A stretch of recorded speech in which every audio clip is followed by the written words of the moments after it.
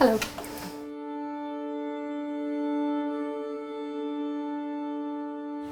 Hi, my name is Lorna Killick and I'm a staff midwife at the National Maternity Hospital in Dublin.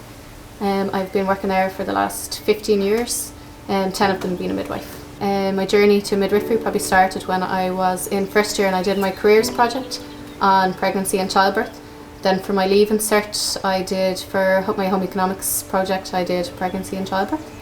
And my first experience of the National Maternity Hospital was when my sister-in-law had my niece in, she'll be 20 now in September. I think you'll never forget the first time when you see a baby being born, and that's normally when you're a student. My first baby that I seen born was on the 28th of January 2008. I absolutely love being a midwife. I can't imagine being anything else. I think being there when it's your most vulnerable time in your life is when you're particularly on your first baby, because you have fear of the unknown. At the moment, so I've worked in delivery ward, I've worked in the postnatal unit, I've worked around Holles Street, but I suppose when you think back to 9 months ago when women got pregnant, nobody could have foreseen that this was coming. Back when we were competing with all the other maternity hospitals for the first baby at midnight on New Year's Eve, nobody knew what 2020 was going to bring. I went in one Monday night thinking I was going to work on the labour ward, and I got a phone call to say that could I go up and work on the COVID unit.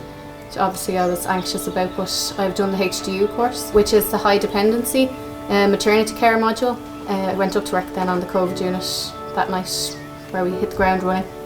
But nothing prepared us for this. There was no dress rehearsals, there was no planning, there was no, it just was here and that was it. We had to get on with it. Like pregnancy and childbirth is all part of our normal, being a woman, being a couple, being a partner, it's a normal life event and in extraordinary times.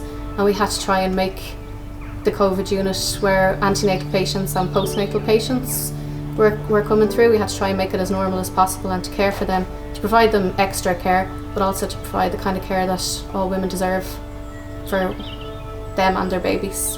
When you do have somebody who's sick and you're wearing all your PPE and you have your face mask on and everything, and we get a lot of women in whose their first language isn't English, and you can communicate through facial expressions, through your eyes.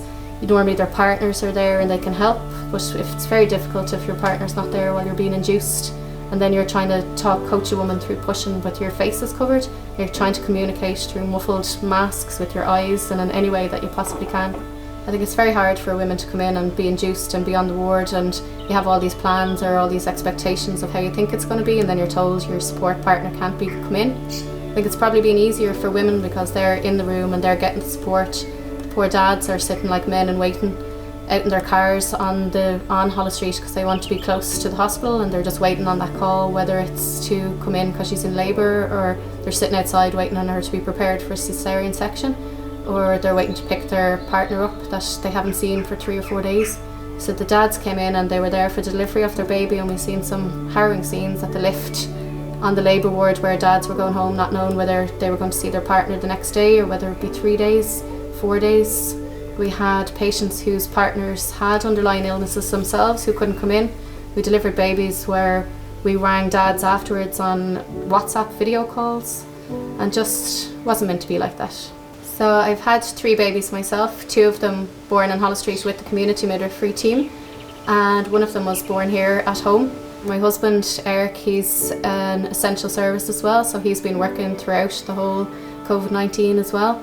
But I think in the first week when I found out I was working on the COVID ward, obviously you're anxious, you don't want to be coming from the hospital back to your house. Your fear is that you're going to bring it back to your family.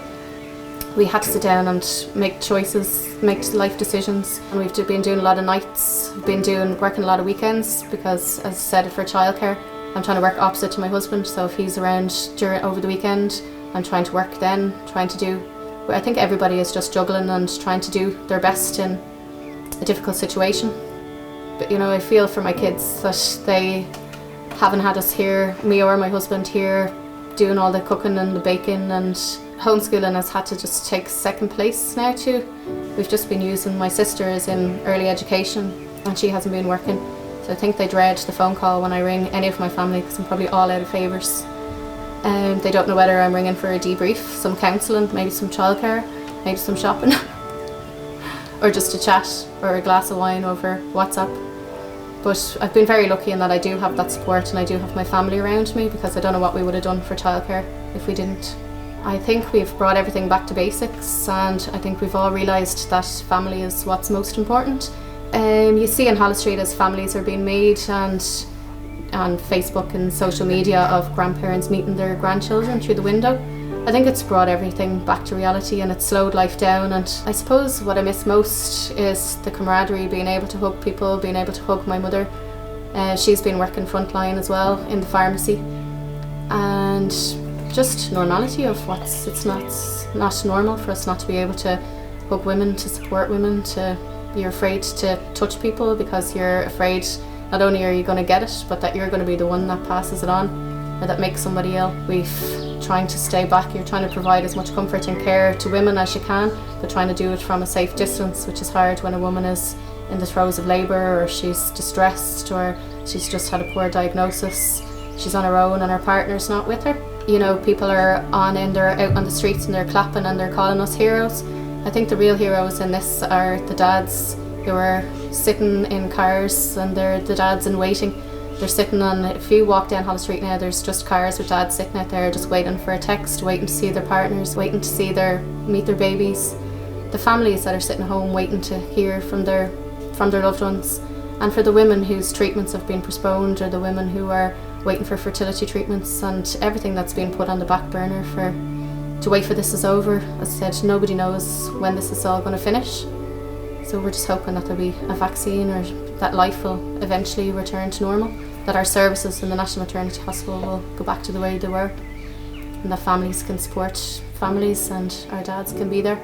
So I got to work in the postnatal wards, where I got to sit with the mum and remember that it's normal for us to sit with them and help them feed their babies. And I got to walk a lady down onto Holles Street where the dad was outside, so excited to see his partner that he hadn't seen in 4 days, and to drive his baby home with the hazard lights on. To be a part of that is something really special. And people often say to you when they're in the throes of labour that, how do you do this? How do you watch women go through this? And you're like, we can see what you can't see, and that I know that by the end of my shift I'm going to see you with your little baby lying in your arms, and everything that you've been through is forgotten, and all that's as important is what's in your arms.